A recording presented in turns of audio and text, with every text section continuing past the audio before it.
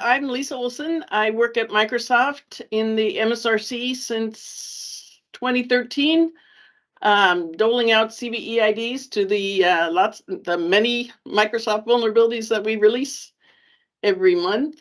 So I'm going to talk a little bit about the history of the program. Of course, Kent Landfield is the official historian, and he graciously gave me some tips on some of the things.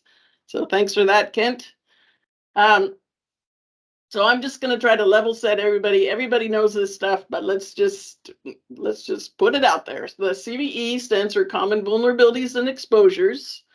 The mission of the program is to assign unique identifiers to vulnerabilities. And the program was started in 1999. It was actually, MITRE has always played a big role in the program. MITRE wrote a white paper back in 1999 about the idea of the program, the usefulness of assigning CVE IDs to vulnerabilities, and the federal government jumped on board, and they've been sponsoring the program ever since. MITRE is the secretariat of the program, and they play a number of roles, and that work is sponsored by the federal government. But really, at its heart, the CVE program is a global community effort and is really run by the community and by the industry to continue to be innovative and keep up with the times. As you all know, things are changing all the time. So the program has to keep up with those changes. Now the CNAs, which is all of you guys, CNA is an acronym in an acronym, CVE Numbering Authorities. They get CVE IDs from the Secretariat, and they assign their own CVE IDs to the vulnerabilities. We all know that stuff. So anyway, I wanted to show you the growth of the CVEs over the years. This is a chart showing how many CVEs were generated each year since the program started in 1999. And you can see that the chart, it kind of grows in fits and starts. And so up until 2004, the board actually had to vote on each and every CVE, whether it was worthy of being a CVE ID. And the board members during that time were actually responsible for testing in their own environment the vulnerabilities. And so it was a long, slow, hard process. And so that in 2004, the board decided that it probably wasn't worth it to do all that work, and it was never going to really take off if those kind of restraints were in there. And so that voting and testing rule was removed in 2004. So you see that the numbers jumped up significantly in 2005 because of that lessening of the restrictions. So from 2005, the CNA program started in 2005, but there was actually pretty tight restrictions on who could become a CNA. And so there weren't very many CNAs. And even all through this time frame, 2005 to 2016, MITRE was the sole contributor to the CVE corpus. And so they tracked all the CVEs that were created when they went public, and they would write the descriptions and put the information into the corpus. And so it was still, there was a lot of depending on one company to do a lot of work, and things were slow. And so around 2015 was when the board really decided, in order to survive and thrive, we've got to federate the program and really get the CNAs involved. And so about 2016, MITRE said to all the CNAs, okay, you guys have to start writing the descriptions and entering them into the corpus. And they gave us a grace. I remember this because it was a whole new bit of work that I wasn't used to doing. And they actually gave me some slack until about 2017 when we got our act together in order to publish our own CVE descriptions into the corpus. the other thing that was significant that happened around this time was that the CVE ID itself went from CVE dash year dash 4 numbers to unlimited numbers in the last part of the CVE. And so you can imagine that, well, before that number change, really, there really was a limit on the number of CVEs per year. The program was still sustaining it, but you can see the change of number was enforced in 2015. And so you can see the growth has really taken off since then, because there isn't that artificial constraint of just, 10,000 CVEs per year. And the next slide I'll show you talks about the number of CNAs, the growth over the year. And so as I said, in that first few years, there really weren't all that many CNAs, and there was a lot of restrictions on who could become a CNA. And there was a lot of consternation and discussion about researchers and about antivirus vendors and about, who should really be a CNA. The rules were loosened up. You can see in that first year of 2017, there was a lot of pent up desire to become a CNA. So we added a lot that year. And over the years since then, there's been a lot of outreach to not only different types of companies, but different countries, different companies in different countries in the world. And so you can see now, and this was as a couple days ago, I think there's 252 now.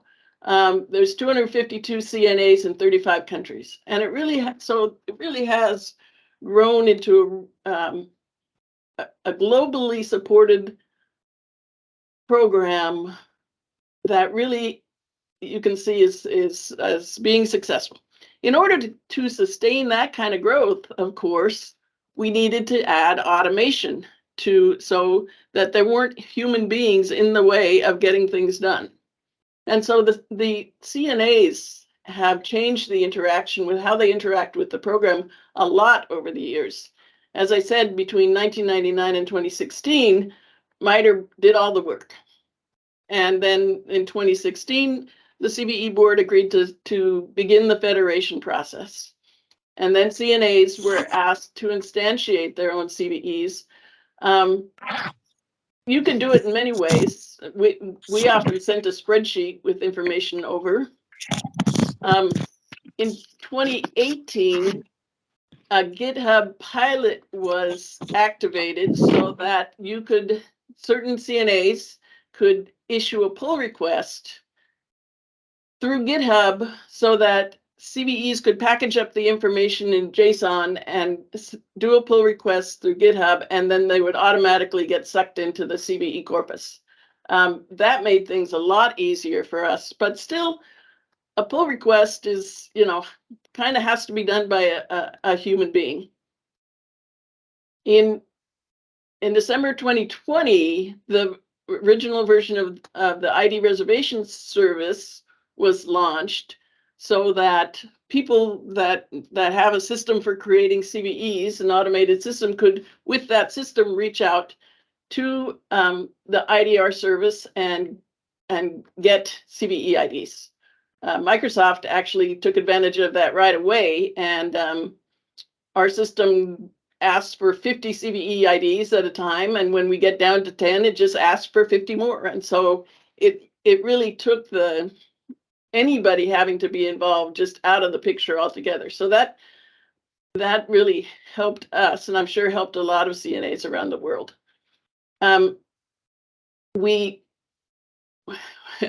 Getting the CVE.org URL was actually kind of a long process. Somebody else actually had CVE.org, and so we managed to talk them out of it, and we got it ourselves. And in 2021, we launched the new CVE web page, which hopefully most of you have looked at. It's modern and pretty. We had a contest to design a new logo, and lots of CNAs participated in that. And just now, last week, we've launched the new record submission and upload service, which we call ARSIS. And it's live, it's working.